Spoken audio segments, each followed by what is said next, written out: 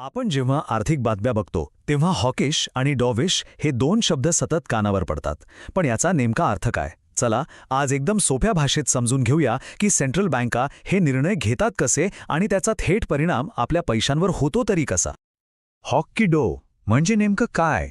Central bank बाजाराकडे एका शिकारी बाजासारखं हॉकसारखं पाहतीये की एखाद्या शांत कबुतरासारखं म्हणजे डोव्हसारखं? हाच तो महत्त्वाचा प्रश्न आहे. आणि आपल्याला वाटेल की हा काहीतरी मोठा अर्थव्यवस्थेचा विषय आहे, पण नाही. हा निर्णय फक्त अर्थव्यवस्थेपुरता मर्यादित नाहीये. तो थेट आपल्या घराच्या बजेटवर, आपल्या गुंतवणुकीवर परिणाम करतो. कसा? तेच तर आपल्याला पुढे बघायचंय. तर या सगळ्याच्या मुळाशी काय आहे? ते आहे मौद्रिक धोरण, किंवा ज्याला आपण इंग्रजीत मॉनिटरी पॉलिसी म्हणतो. खरं तर याला आपण अर्थव्यवस्थेचं कंट्रोल पॅनलच म्हणू शकतो. म्हणजे विचार करा, एक असं पॅनल जिथून ठरवलं जातं की अर्थव्यवस्थेची गाडी कधी वेगाने चालवायची आणि कधी तिचा वेग कमी करायचा.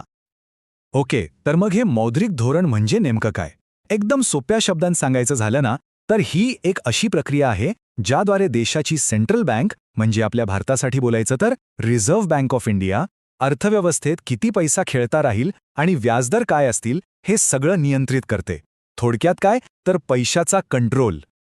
आता बघा, कोणत्याही सेंट्रल बँकेसमोर ना 3 मुख्य ध्येय असतात. पहिलं आणि सगळ्यात महत्त्वाचं, वाढत्या महागाईला म्हणजे इन्फ्लेशनला आवर घालणं. दुसरं, देशाच्या आर्थिक विकासाला गती देणं. आणि तिसरं, लोकांना रोजगार मिळावा यासाठी मदत करणं. आणि गंमत म्हणजे या तिन्ही गोष्टींमध्ये संतुलन साधणंच त्यांच्यासमोरचं सगळ्यात मोठं आव्हान असतं.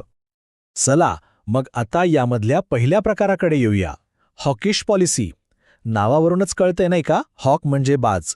जेव्हा सेंट्रल बँक एखाद्या बाजाप्रमाणे महागाईवर झडप घालण्याचा निर्णय घेते ना, तेव्हा हा पवित्रा घेतला जातो.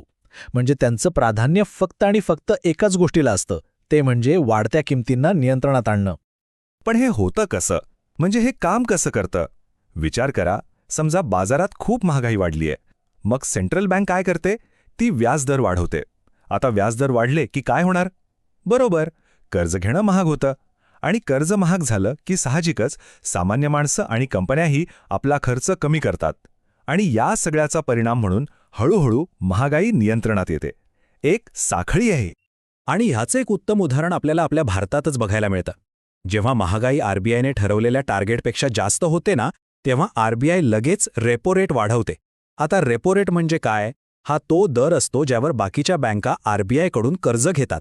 आणि जेव्हा हाच दर वाढतो तेव्हा साहजिकच बँकांची कर्जही महाग होतात. हीच ती हॉकिश भूमिका. पण थांबा, याचा एक साईड इफेक्ट पण आहे. व्याजदर वाढवल्यामुळे काय होतं की आर्थिक विकासाचा जो वेग असतो तो थोडासा मंदावतो. यालाच आपण एक प्रकारचा ट्रेड ऑफ म्हणू शकतो. महागाई कमी करायची तर विकासाचा वेग थोडा कमी होऊ शकतो. ठीक आहे, आता आपण याच्या अगदी उलट परिस्थिती पाहूया. ती म्हणजे डोविश पॉलिसी. डोव्ह म्हणजे कबूतर. जेव्हा अर्थव्यवस्थेची गाडी रुळावरून थोडी खाली उतरते, तिचा वेग कमी होतो आणि तिला एका धक्क्याची गरज असते, तेव्हा सेंट्रल बँक एखाद्या शांत कबुतराप्रमाणे विकासाला आधार देणारा पवित्रा घेते. बरं, मग हे कसं काम करतं? हॉकिशच्या अगदी उलट, जेव्हा आर्थिक विकास मंदावलेला असतो तेव्हा सेंट्रल बँक व्याजदर कमी करते. आता व्याजदर कमी झाले की कर्ज घेणं एकदम स्वस्त होतं. मग काय, लोक घर, गाडी घेण्यासाठी पुढे येतात. कंपन्या नवीन प्रोजेक्ट सुरू करण्यासाठी जास्त कर्ज घेतात. आणि बाजारात हा जो खर्च वाढतो त्यामुळे आर्थिक विकासाला परत चालना मिळते. आणि याचं सगळ्यात ताजं आणि उत्तम उदाहरण कोणतं असेल तर तो म्हणजे कोविड महामारीचा काळ. आठवतंय? तेव्हा अर्थव्यवस्थेला सावरण्यासाठी आरबीआयने व्याजदरांमध्ये मोठी कपात केली होती. हे डविश पॉलिसीचं एक क्लासिक उदाहरण आहे असं म्हणायला हरकत नाही. पण जसं हॉकिश पॉलिसीचा एक ट्रेड ऑफ होता, तसाच इथेही एक धोका आहे. व्याजदर कमी केल्याने होतं काय की बाजारात पैशांचा पुरवठा खूप वाढतो. आणि जर हे धोरण जास्त काळ तसंच चालू राहिलं तर हाच अतिरिक्त पैसा वस्तूंच्या किमती वाढवू शकतो आणि महागाईचा धोका पुन्हा एकदा आपल्यासमोर उभा राहतो. चला तर मग आता एका नजरेत ह्या दोन्हींमधला फरक पटकन समजून घेऊ. एका बाजूला आहे हॉकिश पॉलिसी. तिचं मुख्य लक्ष काय? महागाईवर नियंत्रण. त्यासाठी काय करतात? व्याजदर वाढवतात. पण त्याचा धोका काय? आर्थिक विकासाचा वेग मंदावतो. आता दुसऱ्या बाजूला आहे डोविश पॉलिसी. हिचा उद्देश काय? आर्थिक विकासाला चालना देणं. त्यासाठी काय करतात? व्याजदर कमी करतात. आणि यातला धोका? महागाई वाढू शकते. एकदम सोपं आहे. हे सगळं ठीक आहे, पण या सगळ्या तांत्रिक गोष्टींचा आपल्या खिशावर काय परिणाम होतो? आपल्या घराच्या बजेटवर, आपल्या कर्जाच्या हफ्त्यांवर म्हणजे EMIवर काय फरक पडतो? चला, आता हा सगळ्यात महत्त्वाचा मुद्दा समजून घेऊया. हे गणित खरं तर अगदी सोपं आहे. बघा, जेव्हा पॉलिसी हॉकिश असते, म्हणजेच व्याजदर वाढतात, तेव्हा आपलं होम लोन, कार लोन या सगळ्याचे EMI महाग होतात.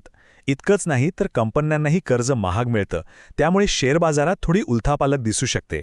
आणि याच्या उलट, जेव्हा पॉलिसी डोविश असते तेव्हा कर्ज स्वस्त मिळतं, त्यामुळे घर घेणं सोपं होतं आणि कंपन्यांना सुद्धा आपल्या विस्तारासाठी कमी पैशात निधी मिळतो. म्हणजेच यावरून एक गोष्ट अगदी स्पष्ट होते की सेंट्रल बँकेचा हा हॉक आणि डोपचा खेळ काही फक्त मोठ्या अर्थतज्ञांसाठी नाहीये. तो थेट आपले पैसे, आपली गुंतवणूक आणि आपली कर्ज या सगळ्यावर परिणाम करतो. तर मग आता खरा प्रश्न हा आहे की आजची जी आर्थिक परिस्थिती आहे ती पाहता सेंट्रल बँकेचं पुढचं पाऊल काय असेल? ते हॉकिश आक्रमक भूमिका घेतील की डोपची शांत भूमिका? विचार करण्यासारखी गोष्ट आहे, नाही का?